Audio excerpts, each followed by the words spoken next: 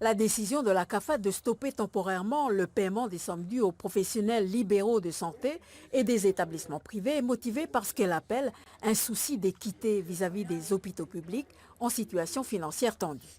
Une dotation globale mensuelle de 2 milliards sera donc versée à l'ensemble des hôpitaux publics afin que ces derniers puissent sortir de l'impasse.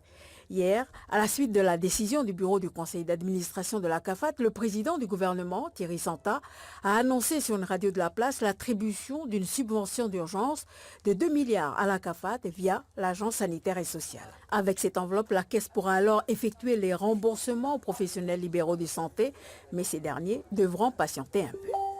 Il faut quand même rappeler que ces professions ont pour l'instant un paiement de la CAFAT, une durée de paiement de à peu près 30 jours sur les factures émises.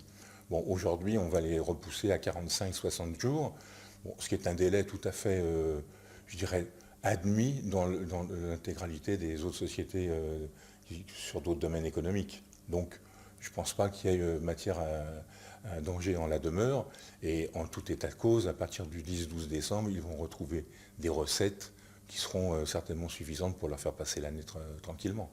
Les difficultés du RUAM ne datent pas d'aujourd'hui. Pratiquement chaque année à cette période, le régime unifié d'assurance maladie-maternité est en difficulté. Cette année, 87 milliards de dépenses pour seulement 79 milliards de recettes. Pour la CAFAT, il faudrait des subventions d'équilibre pérennes. Aujourd'hui, il faut, à mon sens, pour arriver à retrouver un équilibre, il faut savoir qu'il va manquer à peu près, sur une année, structurellement, 14 milliards de francs.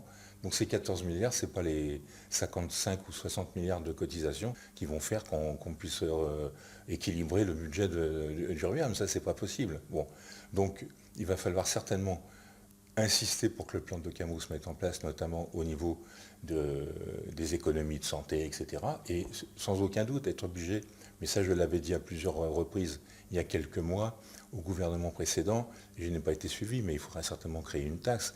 Augmenter la pression fiscale ou réduire les dépenses de santé, telle est la question qui se pose.